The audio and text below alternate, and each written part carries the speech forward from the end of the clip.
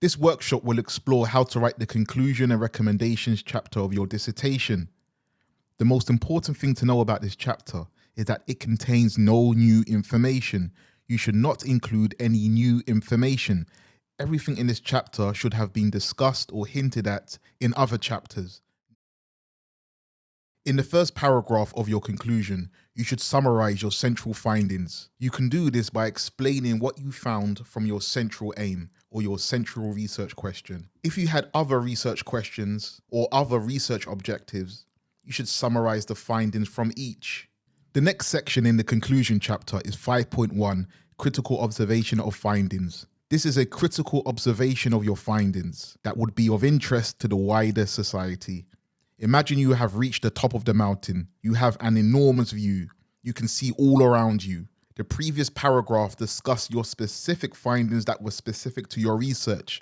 But in this section, you should take a wider view that would be of benefit and interest to wider society. The wider society will not be interested in the specific details of your research, but they will be interested in the wider implications of your research. For example, nobody will care that 200 of your respondents stated that they preferred to work from home. But the wider society will be interested in the changing landscape of the workplace. Another point, it took effort to reach the top of the mountain. You have read many studies. You have interviewed, surveyed, and conducted questionnaires. Now you are in a position to put forward a scholarly opinion. You have earned that right. I personally think that your critical observation in this section is the best part of the dissertation. Before this point, you have regurgitated what you have read, and you have just written about what other people have said. But now you have the chance to put forward your unique view on the issue. This is not entirely new information. You have hinted here and there, but now you are being very explicit. You are spelling out what your thoughts are on this issue. You should still write in the third person, and it should still be formal and very cautious. But this is your time to put forward a verdict. I have some examples of critical observations. You can choose one of these examples or make up some of your own. Do not overdo it. Just one observation is enough. The central issue is, explain why. You can argue that your research has led you to identify the central issue, the main issue. Explain why it is a central issue. Explain why this issue is the foundation of everything. For instance, you found that the central issue of childhood obesity is poverty. It is not diet, it is not genes, it is not location. Though these matters may have some impact, the central issue is poverty. Unless poverty is tackled, childhood obesity will continue to be problematic. So think about the central issue in your study. Though some factors may have some impact, you identified the central cause that underpins everything. Other researchers and policymakers need to focus on the central issue. Or it looks bleak. Explain why. You can argue that your research has led you to see that the future looks bleak. You can explain why nothing is being done to change the situation, so problems will remain. There is no planned legislation. There is no real awareness. There's no change to the prevalence. There is nothing on the horizon. Or the complete opposite. The future is promising. Explain why. You can argue that your research has led you to see that the future looks promising. You can explain why the future looks promising. Perhaps you have observed the setting up of government committees that are addressing the issue, or you have heard about planned legislation, or increased awareness. Things are moving in the right direction. What has caused such a promising future? Or the study has laid bare the lack of interest in this topic. Your research has uncovered that there is a lack of interest, there is a lack of awareness, there is a complete lack of concern. Postulate some reasons why there is such a lack of interest in this plight, in this situation. What is the consequence of this lack of interest? Or the problem has been underestimated. Your research has revealed that the real extent of this problem or issue is largely unknown. Or maybe the focus is on one particular aspect, whereas you have identified a more problematic aspect that has not been widely discussed. Why is this so? Why has it not been uncovered? Or the opposite, the problem has been exaggerated. Explain why. Your research revealed that the problem or issue has been overstated or amplified, or there are more troubling matters that we need to focus on. Or maybe the problem has been over-theorized. We cannot see much of the impact in the real world. Explain why the problem has been overstated.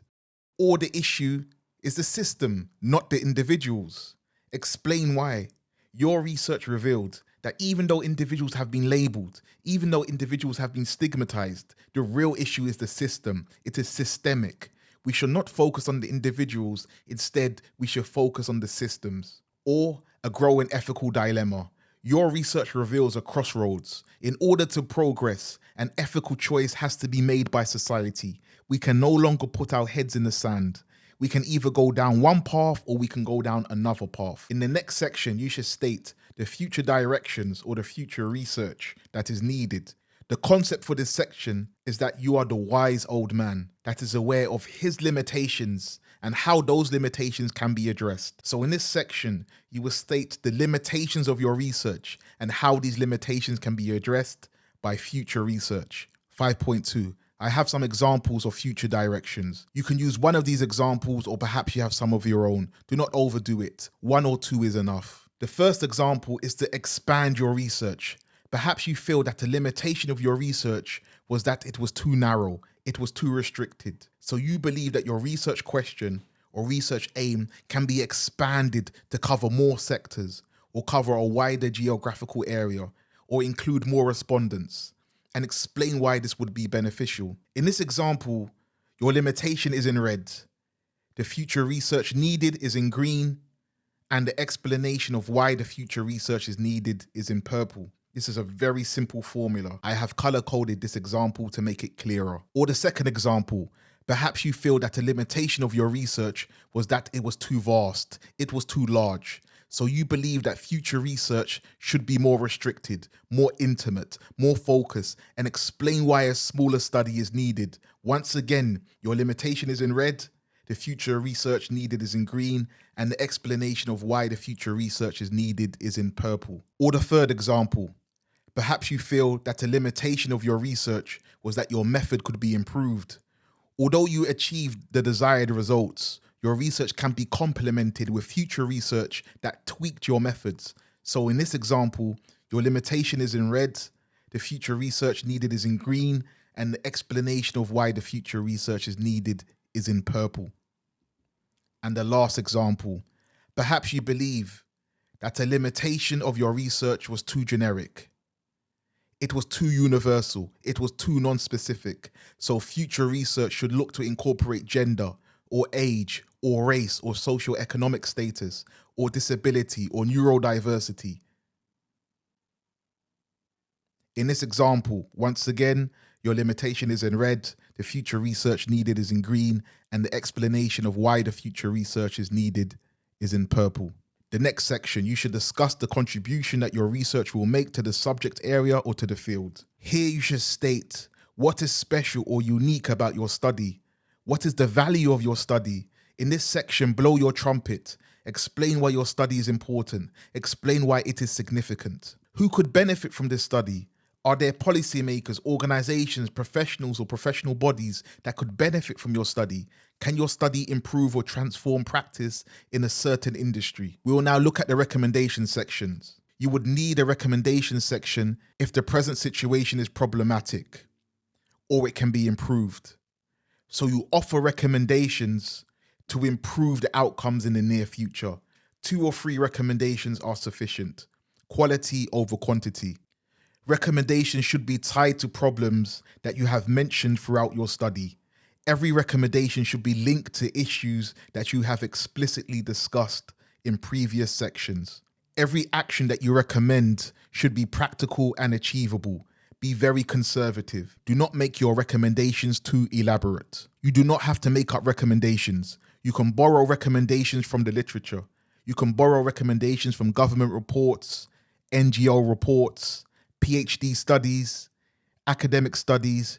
Make sure you reference where you borrowed your recommendations from. This is the best way to get recommendations because your recommendations will now be referenced. This will strengthen your recommendations if you can include a citation. If it is possible, point to an actual example of your recommendation in action. Is there somewhere in the real world that your recommendation is being implemented? If so, this is great. Highlight this real world example. It's always good to give flesh and bones to your ideas. Here is an example. In red, you state what is needed to fix the problem that you identified in your dissertation. And in purple, briefly demonstrate the logic. It's very important that you provide a recommendation and show the logic of that recommendation. Once again, I have only color coded this just to make it clearer. Please do not color code this in your work. Learning development programs need to incorporate training on diversity, equity, and inclusion. This is the recommendation.